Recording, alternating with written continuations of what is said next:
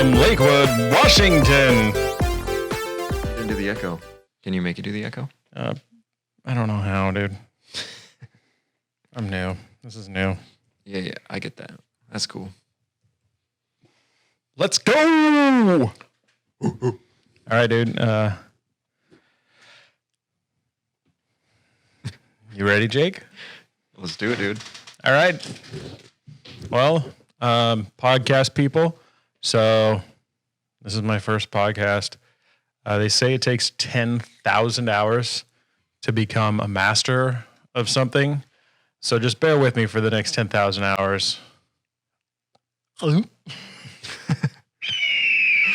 my God. If you like America, you came to the right place. If you don't like America and you think like it could be better, also probably came to the right place. Oh. If you hate America, I mean, you can still watch.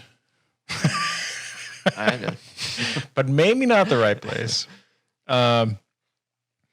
Anyway, so this is my brother, Jacob. Jacob lives in Utah. Jacob lived in England for a couple years. Yeah. Tell us about England. Yeah, so I actually only lived in England for, cutting in and out. Only lived in England for a year and a half. The other 6 months was spent in Wales, which is a country. A lot of people think it's England. It's not. It's its own thing. Mm-hmm. Yeah, no, England was sweet. I spent a good chunk of my time in a little city called Lincoln. It's beautiful. And it's close to Boston, which is what Boston in America is named after. So we just straight up stole that name, like everything else. Yeah, well, in a lot of old American cities in particular are just names of old European cities. Yeah. So, and that one was one they didn't even throw on like a it seems Boston like, or anything. New Boston was what you would do. Like New Orleans, New York. Mm-hmm. It was New Amsterdam before New York. Yeah. But anyway. But yeah, so Boston was there, Lincoln, Boston, and London. They basically they just had this old Roman road between them, and those were the hubs. I mean, that's where everybody traveled between. That was it. And then finally after that, they spread out. Now Lincoln's a forgotten city that's kind of small now. But yeah, it was pretty cool. The rest of the time I was pretty much in Birmingham. They have a interesting accent, to say the least. They pronounce it Birmingham. Cool. Mm-hmm. Yeah, a lot of fish and chips, a lot of kebabs. That's exactly what you would expect. Cool. And then you're going to medical school to be a brain surgeon or something? Yeah, something like that. So I'm finishing up my bachelor's in exercise science, and then this next year is my application year. And then hopefully if all goes well during my application process, then I'll go to medical school the year after that. That's pretty cool. We got a brainiac here, dudes. Got a brainiac. Okay. So one thing I want to talk about today, in the year of our Lord 2019, mm-hmm. we have a global pandemic. So you work in a hospital amidst SARS-CoV-19. Mm-hmm. So how's that been? Well, so as a preface, I just answer phones. I'm not obviously working with the actual COVID patients or anything like that. But immediately there was a spike in everything. I mean, the phones are relatively chill for the better part of the year, sometimes around certain holidays, things like that. When people are trying to visit their family, it gets a little crazy, a little hectic. But when COVID hit, I mean, calls were insane. We were constantly, it was just call after call. I would hang up and I would immediately press the answer key because I knew there was somebody else there. And they were calling saying, hey, I think I have COVID. My arm hurts. Is that COVID? Yeah, everything you can imagine that could be COVID, they think is COVID. Mm. I mean, they'd have a clogged nose in the morning and they'd go, oh my gosh. And this just persisted for months. And then finally, we put in a machine that forces callers to select if they have COVID, to push them out of our department, to push them to a COVID line. Because before that, we were just constantly giving them basic COVID information, going through signs and symptoms. Like the stuff you could look up on the internet. Yeah. Well, and it got to the point now, that's what we tell them. They call, if they get through to us, we just tell them, we don't have that information. You can go to, our website, or you can call the CDC. Exactly. Yeah. It just, man, it was ridiculous. That's crazy. So since you do work in the medical field, did they do you know anything about COVID that normies don't, or what? One of the bigger things lately is, at least in Utah, I don't know about Washington right now, but I know in Utah, we're having a crazy spike, and we're getting flooded. So what they've done is they've actually flown nurses over from New York, just like initially nurses came from Utah and Washington, things like that. They flew to New York initially. Well, now it's the opposite. Now they're flying to Utah, and they're helping in the hospital, things like that. And we actually had our governor sent out a big mass, I don't know what you call it, like a big text, an emergency alert. And it basically said, hospitals are being overwhelmed. Try to do everything you can to social distance, things like that. Well, the problem that of course followed was people started calling us, and they started saying, oh my gosh, if we come to the hospital right now, will we not get in? They started freaking out, and you're like, play it by ear, dude. Yeah, like, do you have a reason to come to the hospital right now? They're like, well, no. Are you kidding? Like, you're wasting everyone's time. And this was the insane part. People started calling and just lying. They'd say, oh, my daughter is giving a presentation to her Girl Scouts, and they need to know what the COVID-19 cases look like in the hospital right now and what they're trending like and things like that. And then the same person, because we can track their numbers, same person would call back 5 minutes later. My son, he needs to report on just lying. Why do they need for information? They don't. Like, they're just curious and have nothing to do with their time. Nothing. I get it. You're locked inside for sure. Yeah, with that's part of the pandemic too that they've recently started actually addressing is there more damage done because of the mental health? Yeah. Because personally, when this all started, I thought it was like end of days. That's hyperbolic to an extent, but I was like, well, everyone that I know or love about that's over 60 is pretty much toast. Are my parents dead? Like, my parents get this, they're dead. Yeah. And that's just kind of like the conclusion you had. And you're like, wow, there's just going to be a mass purge of everyone that's somewhat old. And then, you kind of, I guess, over time, personally, I got to where the point where I was kind of like, well, I can't, I guess, live in fear, and depending on, there's still a lot of conflicting data, obviously, and then there's all for me, with everything, I think, well, who can gain from this? And then that makes me skeptical of the information we're getting and who's monitoring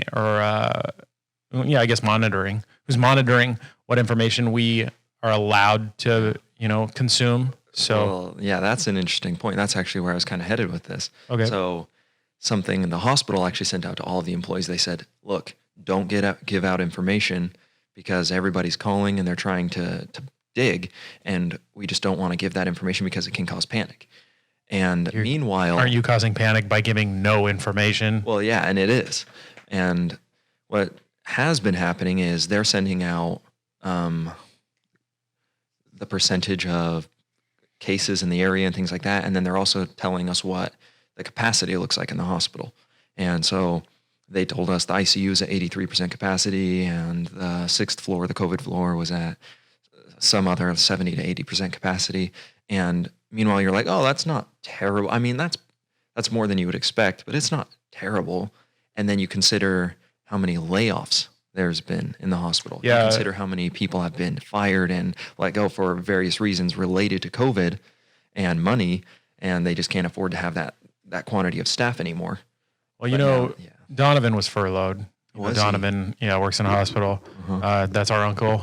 And he was furloughed because they wanted to be doubly sure, that they had space for these COVID cases because everyone was trying to figure it out.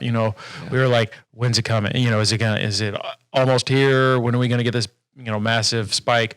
But because Americans people like me specifically, were so afraid of this in the beginning and, there was all that hysteria, I think we kind of modified our habits and we're much more conscientious as a whole.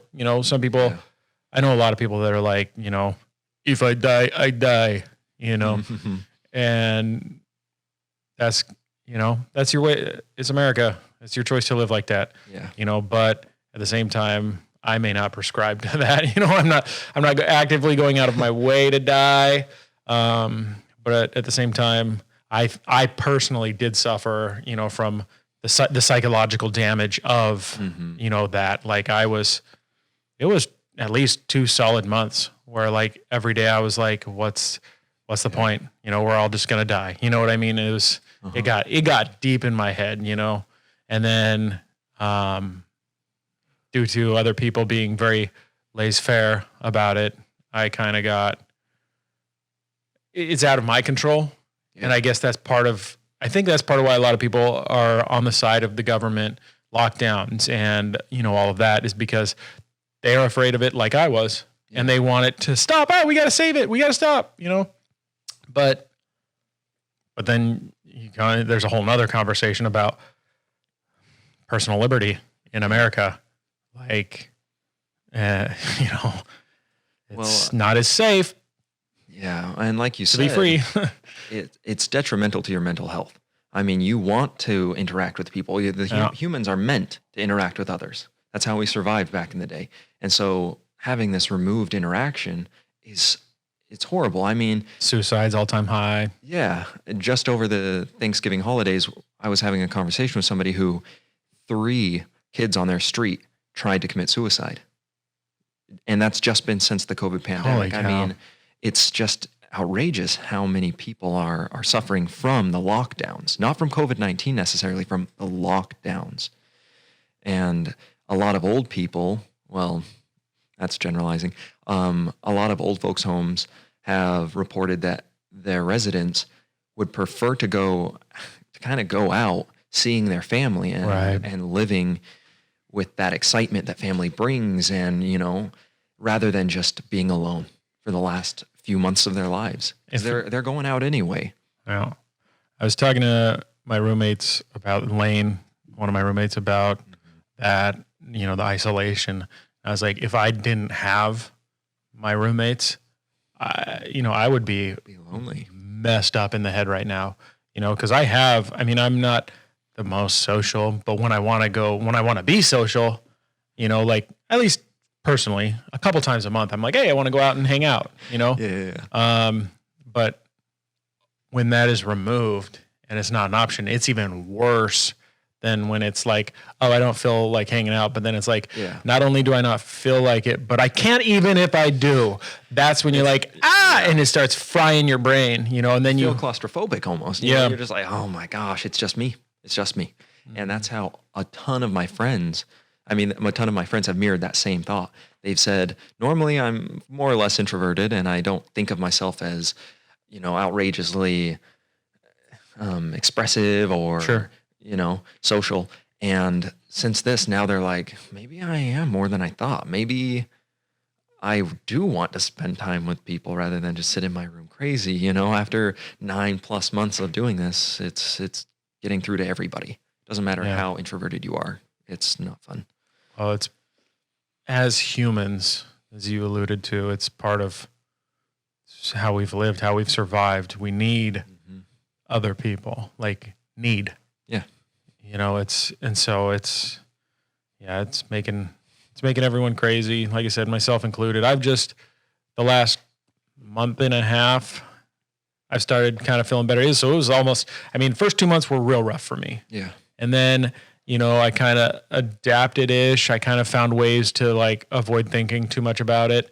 And having the, presidential election, the run up to that was kind of a distraction. Even though they're talking about COVID or whatever, you can still get all my guy versus your guy. And you get all kind of, caught up in that a little bit. So it's kind of a distraction from kind of an outlet, isolation and an outlet. Yeah. And then when that's sort of over-ish, well, but there's nothing any longer that we can do about it is kind of where we are. So, anyway, our part in that is over. So now it's back to, okay, what is my day to day? And so then you get back to kind of sucked up I got real into, there's this game I was playing too.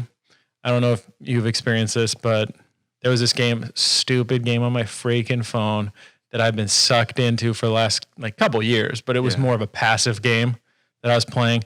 But then since COVID, dude, it's been basically work and then play this game on my phone. So stupid.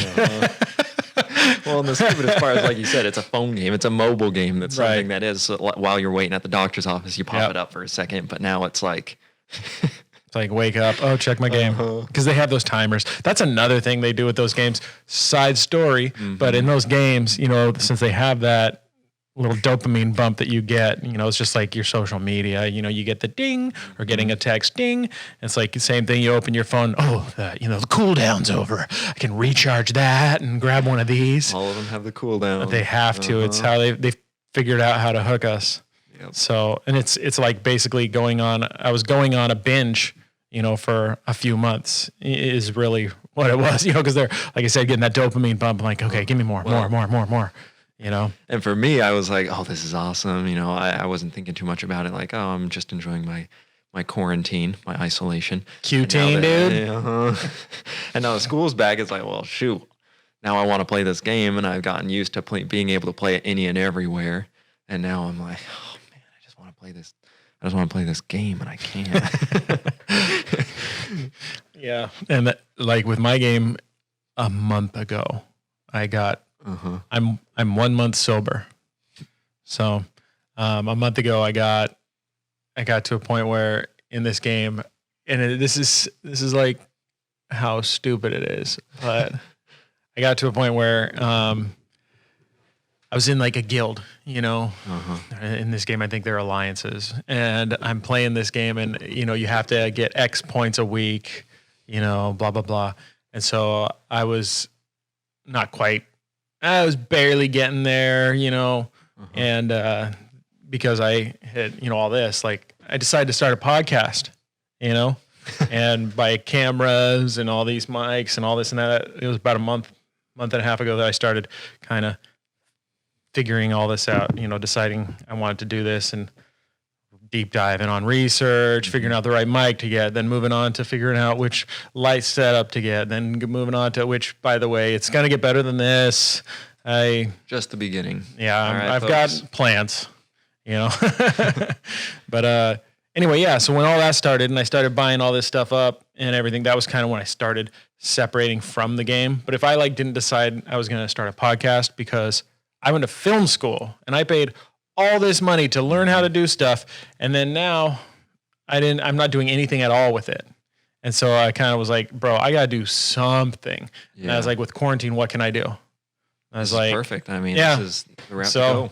I was like, I can do a podcast until this Q-teen gets lifted, Yeah. So one of my buddies actually just started a podcast as well. He's not got this nice of a setup. What's up, dude? What's up, dude? But he just got a classic, like Blue Yeti or something mic off Amazon, and he's been trying to make this podcast about football, and it seems like every week they're pushing a game back or canceling a game or doing things like that. And so he's trying to follow the Pac-12 and it's just constantly getting messed up and constantly trying to pull on new people just to talk about, I don't know what the game would have been like. That's funny. Yeah. But no, what if they would have played this week? Yeah. Oh man, I would have loved it. I think they've been more talking stats and just things like that. But I want to start that podcast. What if movies were still coming out? Oh man, I would have loved that new one. Theater would have been awesome. Oh, that'd be pretty good. Yeah, but no, it's been a good outlet for him. I think he's been enjoying it. It's forced him to have more social interaction, so I think it's been a good outlet, just been a good source of that. As crazy as that is too, it did, to finish my little video game story, I started weaning myself off that. I do want to kind of finish that real quick. It's dorky, but I just wanted to finish the whole story because I know if I don't, people will be like, bro, so then what happened? Anyway, so I'm playing this game, DC Legends. This is actually the name of the game. I'm big into superheroes, specifically Batman and the DC characters. I don't know if you can. You can't see it, but you can't see my Batman on my computer. Oh, and the Justice League. Anyway, so I'm playing this game, and anyway, the Alliance, that's where I was. So I end up not kind of doing enough in the raid. They have a monthly raid. Mm-hmm. It's like 3 days where you just got to go ham on this, boss encounter. And last month, like in the middle of the raid, I'm working and all this anyway, and I got like private messaged from one of the guys like, hey, so how's the raid coming along? Because he can see that I'm not obviously doing enough. And then I'm like, dude, I've been working, I've been busy, we still had another day left in the raid. And I was like, yeah, I'll just grind on it tonight for a couple hours and, hit my numbers and then, bygones and bygones. Yeah. And so anyway, like I said, I told him I was working, then I get back on there like after work and I don't see the raid show up. I'm like, what's going on? And I look at my guild and the guild doesn't show up. And I'm like, did I get kicked out of the guild because in the middle of the raid, I wasn't contributing enough? Yeah, that is what happened. Me? So then I sent a message. I sent a message to the guy. I'm like, bro, are you freaking kidding? Like the raid's not even over yet. And by kicking me out, it prevented me from getting any of the awards, because you don't get them until it's over, which that's when I go, like I was pissed off at first. Yeah. And then after a couple hours of like kind of stewing, I was like, and I even said to him, I go, you know what? You did me a favor. Like, I go, it's ridiculous how pissed off I am over this game and getting kicked out. I said, and that's actually made me kind of realize how stupid it is that I'm dedicating so much money to a game that is giving me nothing in return. Yeah. And I was like, I got better beep to do. Oh, are you just gonna? Anyway, so yeah, then somewhere in that story, I was getting to the fact that I had gotten addicted to that, and then I've broken that addiction, and then that addiction became an addiction of trying to make a podcast, and so this is where all my time has been going now. Is I've got a nice camera that I bought, the Blackmagic Pocket 6. And, I got a prime lens set and all this and that. And then I'm just shooting your cam on my iPhone. So when you guys see Jacob, that's my iPhone using the Filmic app. So in the future, I want to get a second Blackmagic, blah, blah, blah. Of course. So anyway, now that I told that story, I don't remember what the heck we were talking about with you. Mental health. Yeah. Mental health. So, I kind of got where I wanted to with that. Just. Well, you got married just in time, dude. Dude, just in time. So we got married. Technically, didn't the COVID started in 2019? Yeah, you said at the beginning. But the quarantine and all of the isolation and stuff that didn't start really kicking in until what, March? Yeah, you say yeah. So we got married in December of last year.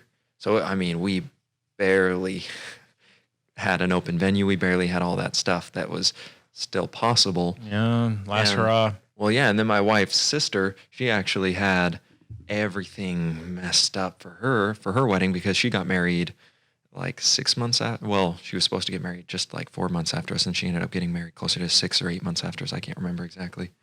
But yeah, it was something like that. And yeah, she didn't get some deposits back on random venues and things like that. Yeah. Just kind of ridiculous stuff because of COVID-19. Well, those businesses are screwed. Yep. A lot of them probably were like, we can't even pay the bills. We're closing. Yeah. We have nothing to give you. Mm-hmm. So, well, this has hurt how many small businesses? This has hurt how many landlords, things like that. Mm-hmm. I know a few people that have really struggled just in their landkeeping. Is that what you would call it? Landscape? Not landscaping. What are you talking about? Land keeping? Talking about mowing lawns and whatnot, right? Oh, yeah, I guess that's what that would be. Never mind. Yeah. I'm talking What are you talking? Like real estate stuff. What is it? What part of that is land keeping? I don't know, maybe Landlords. There you go. Landlording. Landlording. Yeah, so I know a lot of landlords, they were hurt pretty bad from this because Utah basically pushed a lot of, especially in Utah County where there's the two universities, they pushed a lot of landlords into just dropping contracts and allowing people to not pay rent for a little bit. Like they didn't force them. Well, if you're not going to forgive those loans, them. then how can you do that? Like, who's paying for it then? Yeah, exactly. Just the landlord just has to keep paying while somebody else just gets to squat? They call it. Yeah, that's so. Yeah, it was kind of a crappy situation. Just university towns, man. Everybody got hit pretty hard because already people aren't making much money, and then they get laid off, and then the landlords are getting nickels and dimes compared to what they used to. I mean, it was really rough. Well, they said a lot of like students just moved back home. Yeah, that was like the thing that everybody was doing. Yeah. I mean, after Thanksgiving for our university, it's all online, and they encouraged everyone that went home for Thanksgiving to just stay home. Obviously, I'm not. I have work, and I've got other things to do. But yeah, most people that I talk to, I mean, they're just gone. They won't be back until maybe January, but we'll see. Maybe by then they push everything online again because the spike's been just on the up and up. Well, I heard that there wouldn't be as many cases if they didn't do as much testing.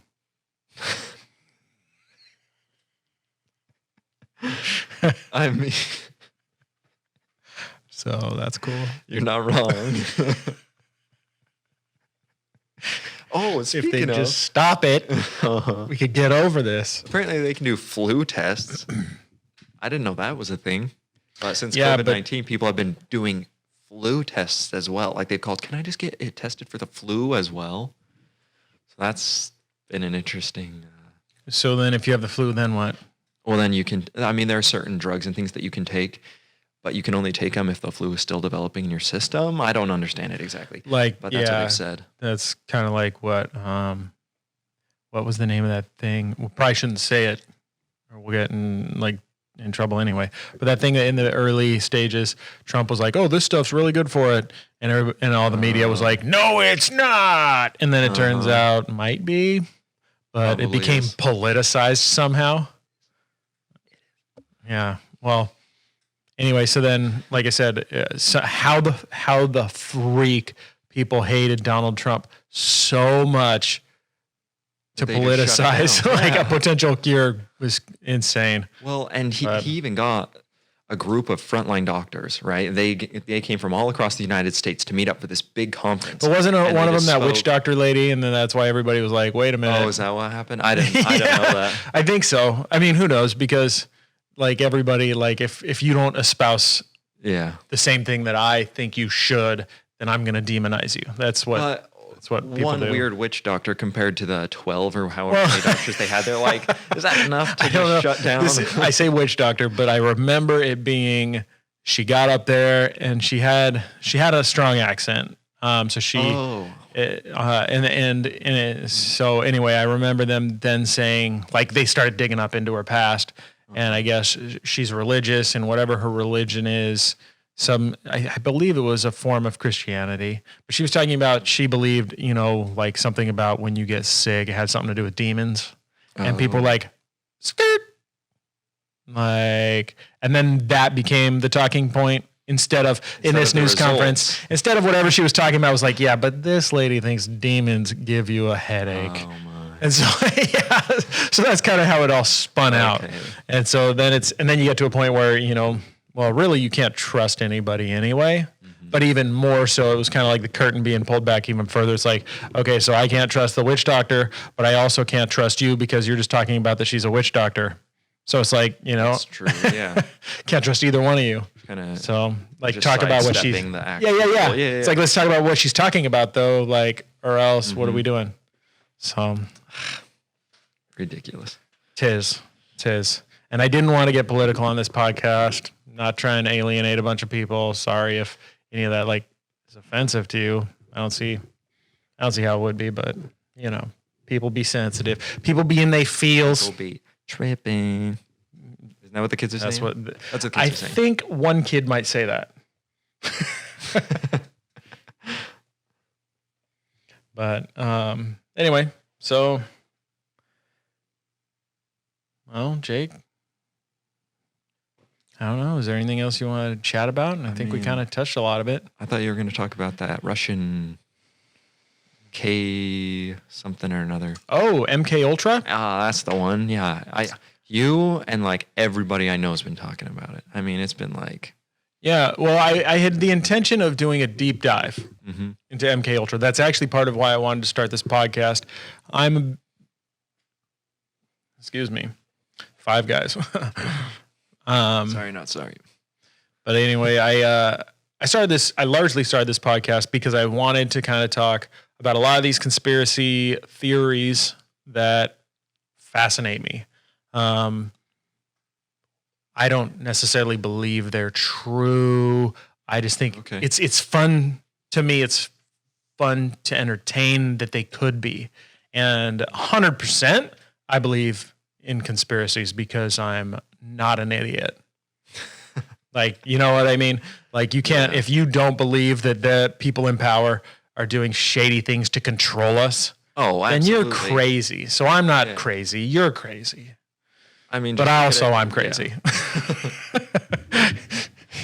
So anyway, MK Ultra, and I'm gonna have to like I said, I had originally wanted to do a deep dive, and I wanted to do some research and have a really well put together episode. We can touch on it, and maybe I'll whet some appetites, and then I'll do a deep dive later, and maybe we could have you call in because with my setup, I can do call-ins and I can zoom you in. Yeah. Oh, so then we can zoom. Yeah, that's way cool. Yeah, and then maybe you and I can do the deep dive on MK Ultra later. But I will give you a sum up. Okay. So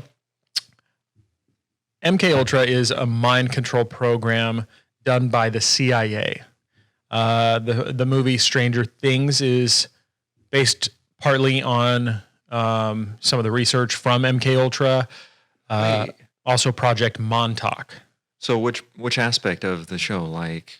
They put people in deprivation chambers. Okay, so like what they did with the kid. Yeah, the little girl. Yeah, 11.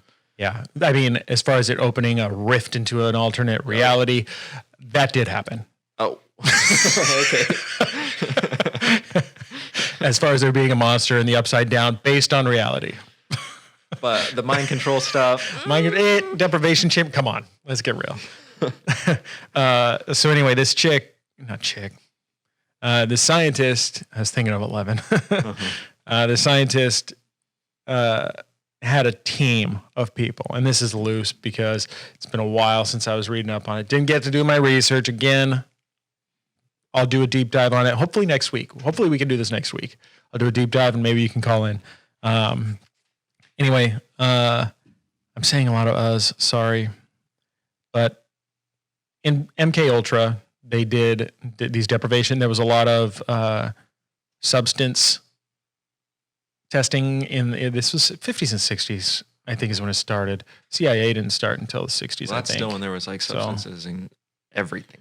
I feel like drugs were just they like made it all mainstream. over the place. That's part of like intentionally really? Drug abuse by intelligence agencies was made mainstream. They wanted to see the effects it would have on society and things of that nature. They made it easy to get. In fact, Charles Manson was involved in a lot of these early like psychological tests on the populace. He was arrested multiple times and released again because he was working with the intelligence agencies of the United States. He was? Yeah. So like like a known thing? Yeah. Yeah, there's been there's a book it's been years. Like I got really into this years ago. And but obviously I have not refreshed, should have. But anyway, this character, he had a whole operation in San Francisco, Haight-Ashbury, Ashbury-Haight. I can't remember which order they say it in, but there's these cross streets there in the Bay Area that were really popular with the hippies. And they had these, these kids that they'd give Charles Manson, drugs. He was down in LA, but they would give Johns, they call them, they'd trick like married men typically into coming. Not trick. I don't know how married men would be soliciting prostitution, and then they'd like take photographs or do other things to them so that they could like say, hey, well, if you don't want your wife to find out, you work for us now, or things of that nature, real shady stuff. And so they got a bunch of these Johns also to take drugs. A lot of it unbeknownst to them. Like they'd get, they'd rendezvous and then they'd be spiked, in the midst of this. Like, oh, here, have a beverage. And the girl would be working with X intelligence agency. And then these people, these Johns would get high on drugs and then they'd get experimented on. So they take these drugs, then they get, brought into a different room, given more of them. Bro. And then they get like commands and they try to like secret program them, almost like Manchurian Candidate stuff. And they'd figure out, like you could tell how humans are all different, obviously. You could tell who was more apt to receive in command than, some people had stronger will or whatever characteristics you have, like leaders, followers, alphas, betas, even though they say that doesn't exactly manifest, and it's not a direct manifestation in humans. We don't have true like alpha, beta type behavior, but regardless, the personal characteristics, like I said, natural born leader type stuff. So if you're somebody that's easily manipulated, they would be able to wean them out and then go, okay, well, this guy, they'd like basically flag them. Like, okay, so that guy, next time we can, do even more with him. And this guy's not worth wasting our time. He's too strong headed or whatever, So anyway, like I said, they'd flag these guys and then they'd go back and, start kind of running experiments on them and whatnot. And the guy, like, the Oklahoma bomber, he was a part of that mind control program that happened in the 60s or whatever, 70s. He was one of the ones that was experimented on? Correct. He was one of the Johns, yeah. Oh. And then, like, he was going to Berkeley, I believe. And, they were gathering up all the, they were doing programs with students. They'd like say, hey, just like any other, like a lot of experiments, they'll get volunteers. They'll give them money. Like, hey, man, you want to make $500 this weekend? You're a college student in 1972, and you're like, yes, I do, because $500 is the same as what's going to be $3,000 in 2020. I can tell. Bro, I'd still do it for $500. See? And so then they'd sit in like I said, deprivation chambers. They'd be like, here, drink this stuff, and then sit in this room. And people, for some reason, like it's like built in. I guess it's not built in, but we're propagated into thinking we can trust authority. So most people on its head go, oh, well, if the government says I should do this, just like, well, this is what's interesting with that is I think that's turning into medicine instead of, people still trust the government, sure, but I feel like people just go, oh, medicine? Yeah. Science, you mean? Well, yeah. At the end of the day, of course. Yeah. Like they do different drug experiments and things like that, typically around college towns. So just up the road from where we live, any weekend, they always have these things. It's like, come for a 3-day clinical trial. You stay for 2 nights and we feed you, we take care of you. And at the end, you make $1,700, things like that. Yeah. And I know a few people that either have done it, have tried to do it, have gone through the physicals, things like that. I started the process at one point, just like, oh, that would be kind of nice to have that extra cash. I still haven't. And then there's that sign this here, and you start reading the terms. And it's like, if you die, that's your bad. Well, yeah, then that part sucks. But it's also hard because a lot of them are like 10-day trials. You have to stay 9 nights, and then you have to go up to Salt Lake or wherever 3 times, 4 times, 5 times, but you get paid better. So I don't know. I haven't done it. Mostly, Sajan did that. Did he? Yeah, when he was here. I know he it's did. Been he 10 years at least. Yeah, there was one of those ones where he was gone for like a few days, I believe. Oh, really? Maybe I'm misremembering. Maybe he was in the same as you, like in the process of, but I am pretty freaking sure he went and stayed somewhere for like a long weekend or something, like 3-4 days. And then he came back with like a stack of cash, I know. I mean, it's normal for everyone in Provo Normular. to normular. Sorry, let's edit that out. Yeah, it's normular for I mean, just students to donate plasma. In Idaho, people were trying to. They're all walking around like zombies, and you're like, bro, plasma day. Yeah, man. That's the college campus on like the first Thursday or whatever, plasma day. In the hallways. And you're like, we've got a real heroin problem. No, dude. It's just Tuesday. It's the first Tuesday of the month. Everyone has to donate to get that cycle going. But no, people in Idaho were actually, students in Idaho were actually trying to get COVID so that they could, because they pay better if you have COVID if you've had COVID, then your plasma is worth more money. That's insane, you get $100 a donation instead of 25, 30, 35, things like that. So you're making up to $900, $1,000 a month. Yeah, you got to keep that mic close. Awesome. Awesome for a student. That's awesome. Just on top of everything. Think about how many Little Caesars pizzas that is. That's 250 if you make a granite. In pizzas?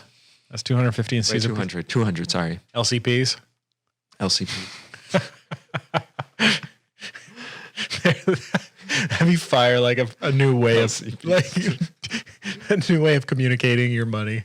Like, oh man, can I get $20 off you? Man, I only got 2 LCPs. Well, 10? It's funny you should say that. Tenner? I started doing that with Taco Bell big boxes. I started going, TBB. $10. That's 2 Taco Bell big boxes. I don't know about that. That's 2 tasty meals.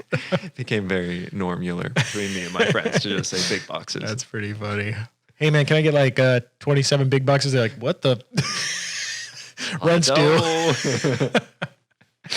Red stew. Oh my god. Oh man, that's so tight. Oh yeah. Where were we? Just trusting medicine. Oh yeah, trusting government. Yeah. Oh yeah. In the mind experience, MK Ultra.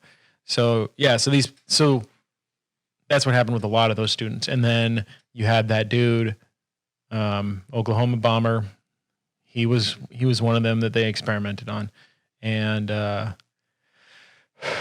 yeah, it's pretty deep, dude. Like it's pretty crazy. And apparently they did it all the way up until, not necessarily MK Ultra.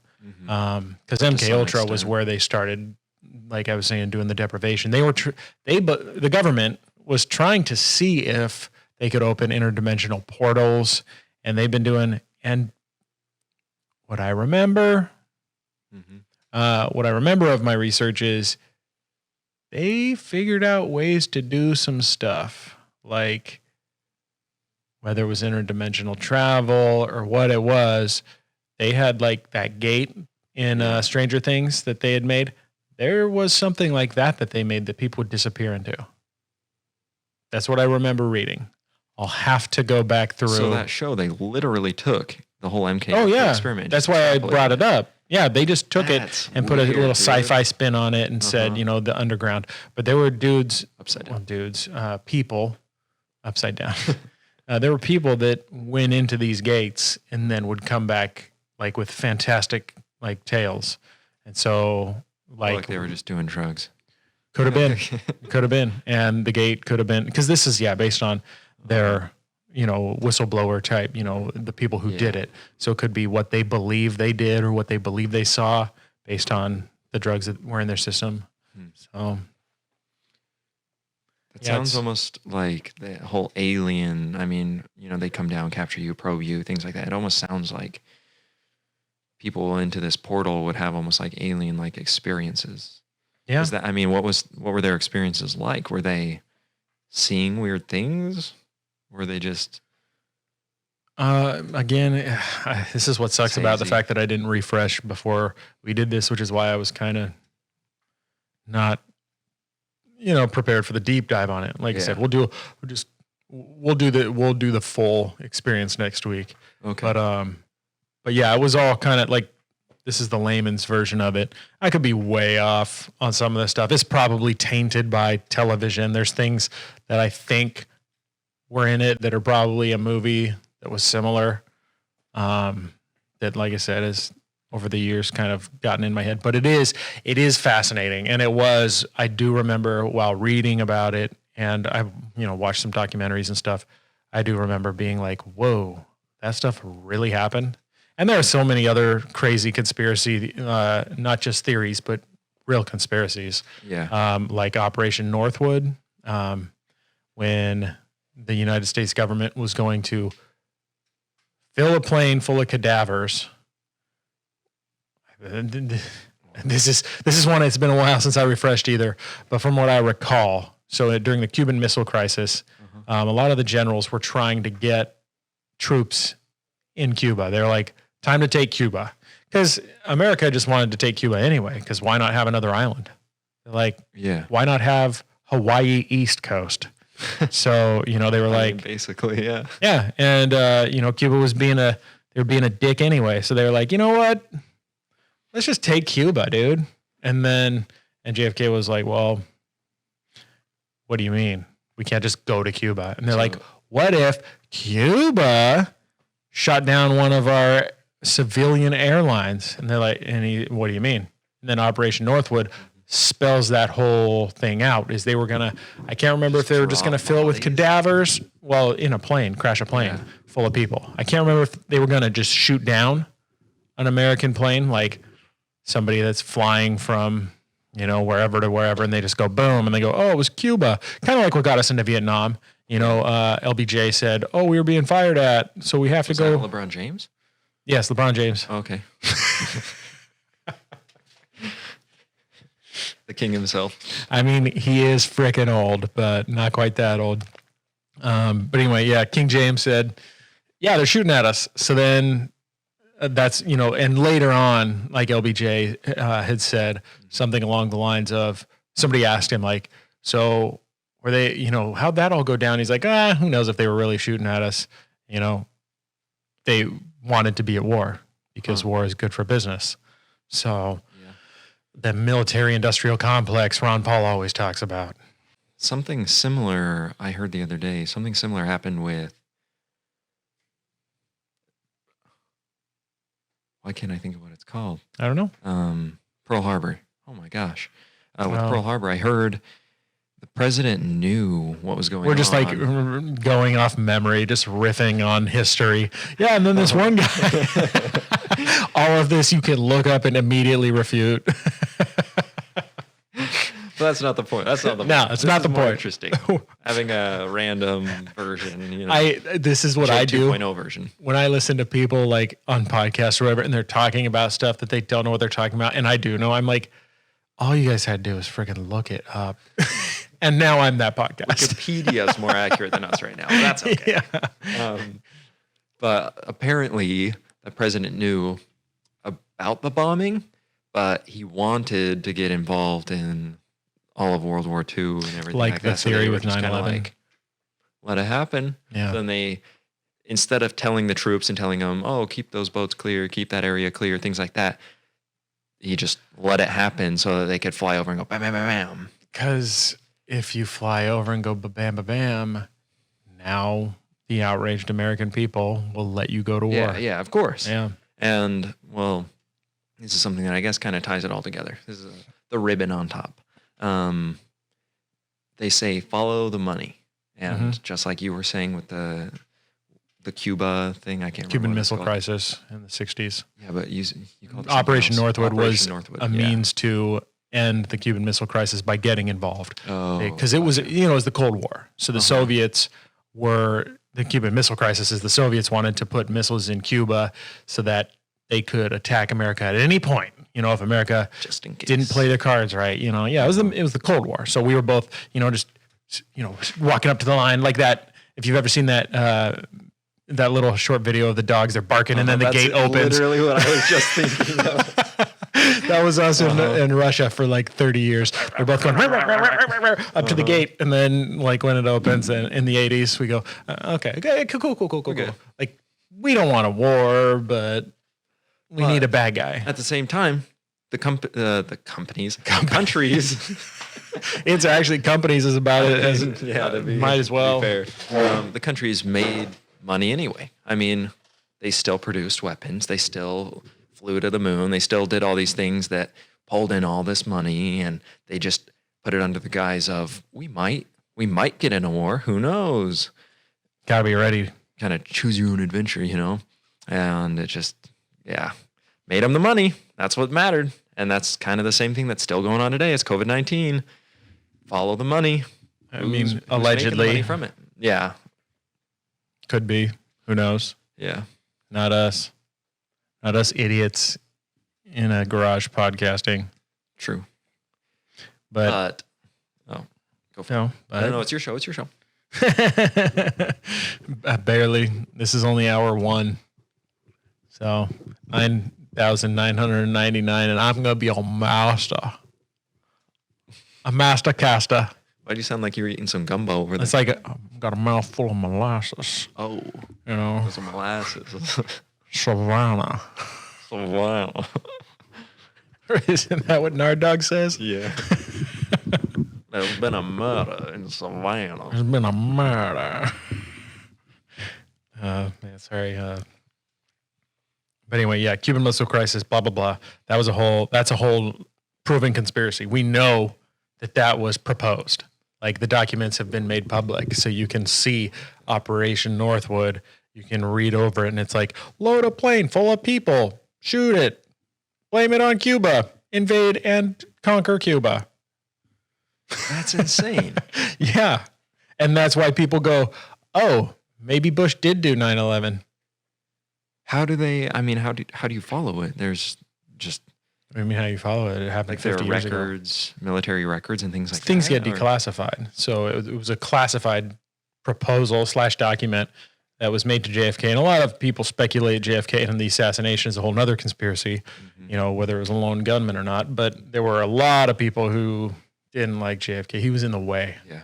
You know, he wasn't kind of like, I mean, not making the comparison to say there's, you know, equal in how well they did in the office, but kind of like with Donald Trump, he's an outsider. The machine doesn't like him. They want him out of the way.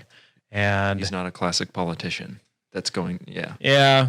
I mean, that's one way of putting it. He's, like I said, just not part of, he is a part of a machine, just maybe not their machine. You know, he doesn't care about their rules. Yeah. So, you know, anyways, and with JFK, that it was a similar situation in that he was told, look, this is who you are. This is what the president does. And similarly, he said, no, I'm the president. And they killed him. So, well, maybe. We'll get into that in episode 10. Oh. I don't want to go, bro, here's my thing. I don't want every single one of these episodes to be like some deep, like dump of info, because that gets overwhelming to me. I think it's fun, and I think it'd be fun to talk about.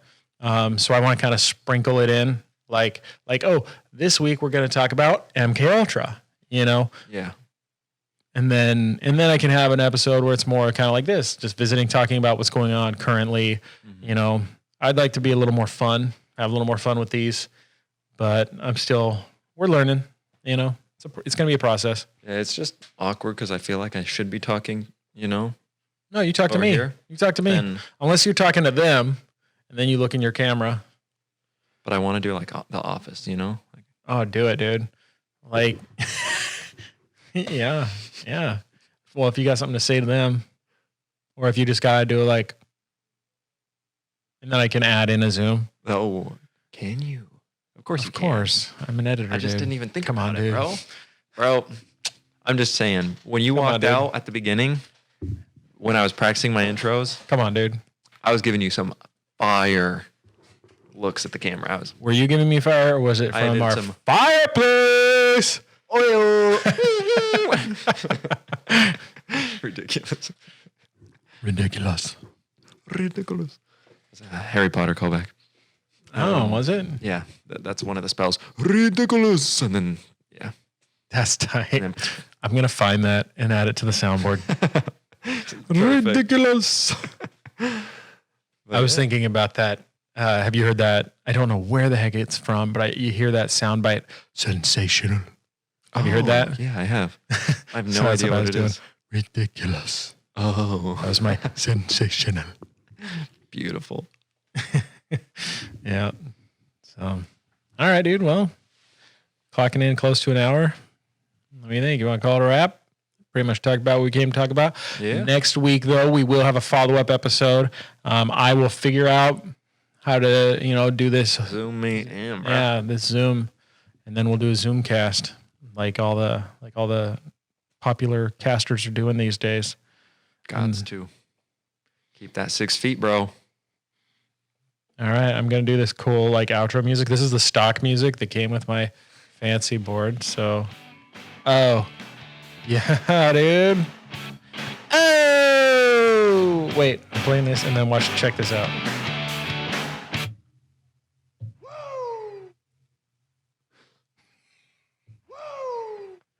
That's Ric Flair. All right, see you, everybody. That's Ric Flair. Woo!